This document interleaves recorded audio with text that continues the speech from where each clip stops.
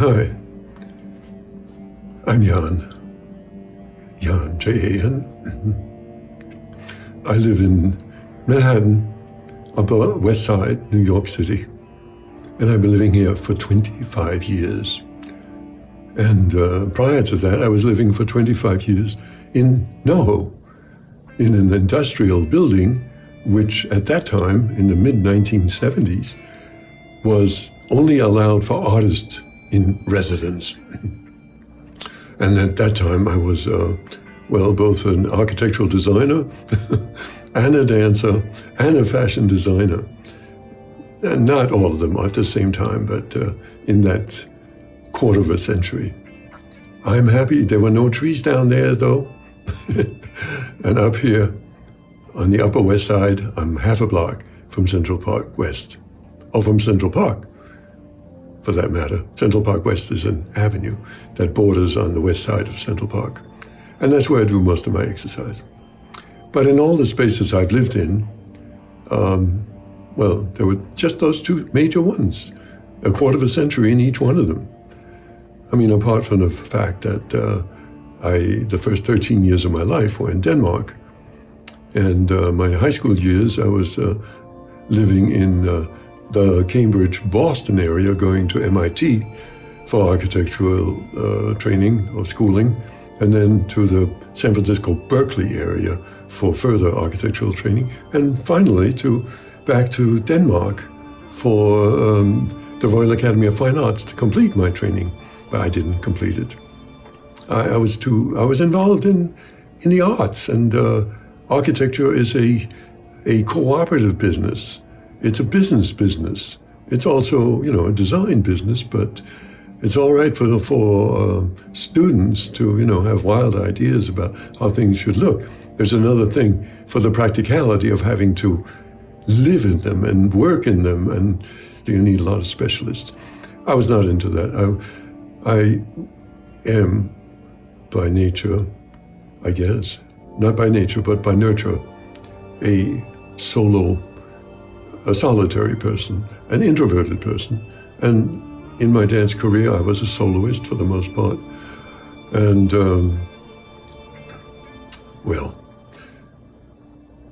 anyway, so much for all of that. By the way, when I lived in the Bond Street, in NoHo, as I mentioned, I and my then partner, we had a huge loft, 200 feet long and 50 foot wide. And when we did separate after 10 years together, I continued, we split the loft. We reconstructed the loft with a wall between us. I had used that space for dance choreography works, and I built up that space to be architecturally very interesting. Already, that was 25 years ago, so money is inflated greatly until now. But anyway, up here, I was lucky to find a condo for even less the money than I sold my half of that huge loft for. And I built this up. It had walls, a big closet wall, another wall to a hallway, and then a kitchen wall.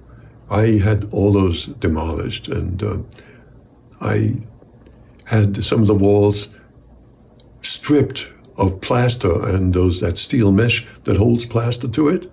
And so I have the raw concrete. I guess my architectural aesthetics leans towards industrial, authentic materials. I hate painted walls. I mean, I don't hate them, but I have yellow walls here, which I love. A lot of them. And I have especially a wall that's all carpet. My daughter number one is a principal in a school and is in California. Daughter number two lives in Connecticut and was an electronic engineer, but she has a lot of technical abilities. And she was helping me to make this 25-foot long wall that separates me from my neighbor by the party wall, covered from floor to ceiling with a beautiful gray carpet that I love. It feels like skin. I touch it every once in a while. I'm celibate for the last 5 years, and when I touch that wall, I almost think either of my mother touching me or one of my former lovers. Anyway, the floors here are still oak, and the kitchen floors were linoleum. I had my contractor put in wood flooring there as well. And of course, to fix up the ceilings when those walls had come down. So it feels more like a loft space that, I was familiar with for 25 years. I hope to be here to the end of my life. I'm 90 years old. Actually in 20 days, I'll be stepping through the 90-year door. And I will enter the non-agenarian world from that's the 90 year, from the octogenarian world. I'm not looking forward to it, although on the other hand, I'm still fairly healthy and my brain is still working, and I do filming and editing and documentary filming myself as the only subject, like I'm doing right now. Now, I would like to show you around some of the things that I've done here in the building or in this apartment. It's a studio apartment, but fairly large. And for example, the kitchen has Formica cabinets covering doors. Formica, is not really my shtick, so to speak, or my architectural authentic material, but it is a beautiful color, and of course it's very durable for cleaning and so forth and so on. And to make that workable, those Formica kitchen wall cabinets, I stripped little sections of wood that had strips of Formica in there. You could see the authentic wood. I can even appreciate that Formica now that I see the wood. It becomes, an acceptable aesthetic material. And I also have a closet wall, that was, where there was a closet, I removed 2 walls. Now I have just a narrow little closet that's covered by a Marimekko, that's a Finnish company, Marimekko, wall hanging. They make graphic designs for interior furnishings, and they're very imaginative.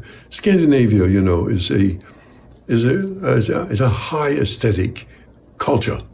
Some people call Scandinavians, or maybe just the Danes, Japanese of the North. But I have stuff from Norway. That's a kneeling chair, beautiful design. I have 2 Swedish chairs that are heavy-duty, clear plastic seat and back in one with a steel base and a matching about 1.25 meters or about 45-inch dining table around it, which is also very Scandinavian-oriented. And I have 2 fabulous chairs that are called Swan chairs, designed by Arne Jacobsen, a Danish designer. And I've had them they were designed in the 1960s. I've had them practically for 60 years. They were very expensive when I bought them. I love them. And in addition to that,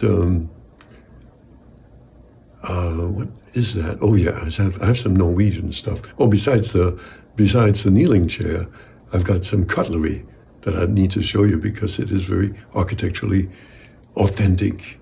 Steel with holes in it that actually take little panels of color, like yellow, that snap in place in those holes, or blue, or red. And then also, I have some, that's, part of the interior furnishings here. I have yellow plastic Hella-ware plates, bowls, cups, and so forth and so on. And the red version I'd like to show you because it's really quite exciting. It's, I forgot, Vignoli and something are the man and woman, Italian-Americans, who designed this Hella-ware. It dates all the way back to the 60s, but it comes in all colors and is fabulously simple, modern.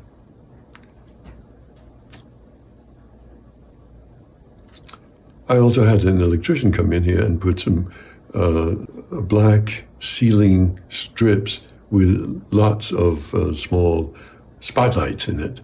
And same thing in the kitchen. And the electrician also installed a 20-foot wall and a 10-foot wall with fluorescent strips. One blue, thin line fluorescent strips, one yellow. For that, it's a way of seeing the space and feeling the space. It's a lively space. And I hope you might understand better what my nurturing background is from Scandinavia and its aesthetic. And also, by the way, here's another thing that was rather curious, is a part of the curious mind of Jan is a found object wall. It has a large, again, a thin line neon circle in it, which was a prop in a choreographic work that I did. Well, I'm lying. Another choreographer did it and gave it to me when she dissolved her company. I was a student of hers, so she was a friend. And she was part of that 39 Bond Street co-op building. We were all artists in that building. It still exists, worth a lot of money these days. And so on that same found object wall, I've got other things that just, I think it's called Detrius of the world, packing stuff, egg crate, plastic discs, the wrist when you go to a hospital for a test or something like that. And just happenstance stuff that I encounter over the years and just add to the wall in some peculiar, seemingly random way that is my aesthetic. So, you know what? I wish I could do one other thing. I really should have done that, but it's too late now. Okay, so I think I'm just going to say goodbye, and hope to invite you up to meet me, especially if you are somewhere in the age group of 70 or 80. As I said, in 20 days I'm going to be 90, so very cautious about what men or women I consider appropriate romantic partners. I do hope, though, to have one more large romantic adventure in my remaining lives. And frankly, sorry to put it this way, I'm not sorry, I'm just saying that I would like it to be a homosexual relationship. It's not that all my romances that I've usually always been with women, except for one in my very early years, when I was in California, where I was a beatnik, wearing pajamas and have a guitar slung over my shoulders and barefoot in the sandals. I had a homosexual relationship there, which was kind of minor. He was a beautiful artist, and I wanted to be an artist like he was. I was maybe 22 years old. I didn't know where he had all this talent and motivation from. He was a poet and stuff like that, and I wanted that, so I let him love me, so to speak. I was using him to hope that my contact with him would imprint on my mentality. But so I want a homosexual relationship in my remaining years. As I said, not because my heterosexual relationships have not been successful. There have been 5 or 6 of them. One was 9 years, another one was 5 years, another 5 years, another 3, and another 2, and so forth and so on. And all have been marvelous and have been sensual and erotic and life-giving and artistically expansive, every one of them. But because of the mindset being similar between two males, and the body type is not soft, it's angular and stuff like that, I just feel I need to have that experience in my life before I go. So, salut, à la prochaine, and as we say in Danish, farvel, farvel.